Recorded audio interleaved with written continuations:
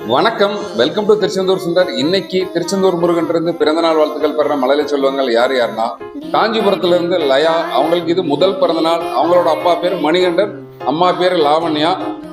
தூத்துக்குடியில இருந்து ஆதியா. அவங்களுக்கு இது முதல் பிறந்தநாள். அவங்களோட அப்பா பேர் இசக்கி, அம்மா பேர் ரோஹிணி. தென்காசி கீழப்போவர்ல இருந்து சிவசத்யா.